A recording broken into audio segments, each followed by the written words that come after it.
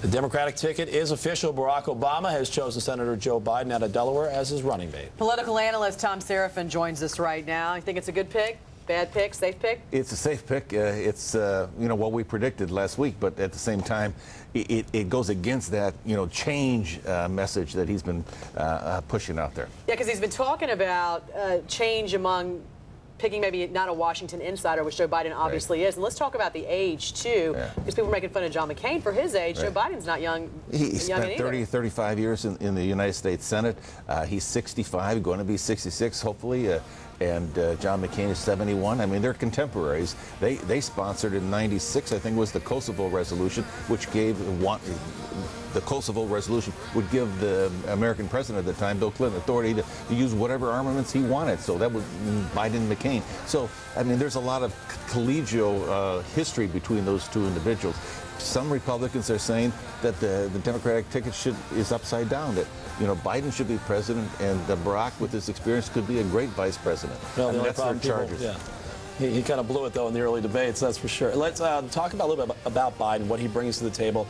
And I read an interesting story, things that I didn't know about him, about his wife and child that were killed, and he would make that commute every time. He was a single father for a long period of time. Well, it was a terrible automobile crash 35 years ago, and since then he went back home every night to raise his other three sons, and he got married again 30 years ago. His wife is a school teacher. They think it's a great juxtaposition to the millionaire, Mrs. McCain, who bought 5 homes for her kids, or 5 condos, depending on who you're listening to. So Biden brings the foreign policy, the experience, the Washingtonese, the insiders. He brings everything that Barack doesn't have from the Washington, D.C.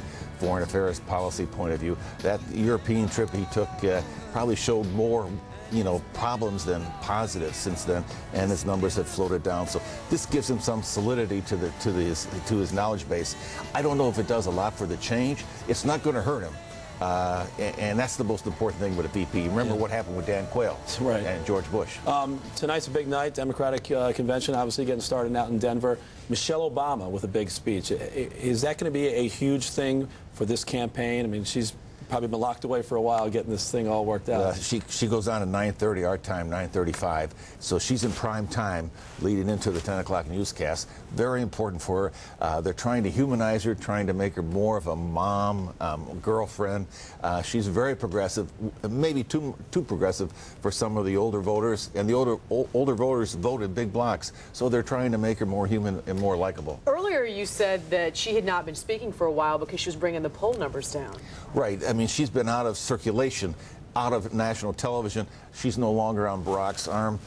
You don't see them everywhere for the last 3.5, 4 weeks. It's just the opposite with McCain. He and his wife go everywhere together. But she's kind of the old-fashioned June Cleaver type, on the national stage, Leave It to Beaver's mom. And they're trying to give Michelle Obama more of a Donna Reed kind of old-fashioned. It's fascinating they have to do that. It's all choreography. Right. Exactly. I mean, Michelle Obama's bright. She'd be a terrific first lady. Real quickly, what are you looking forward to this week? Well, I think it's got to be, who are we as a party, and why are we different than John McCain? Well, very quickly, how's this going to affect John McCain's choice for VP, the fact that he chose Biden? Well, Biden's a safe choice. Now this gives McCain an opportunity on Friday this week to go a little bit farther outside the box.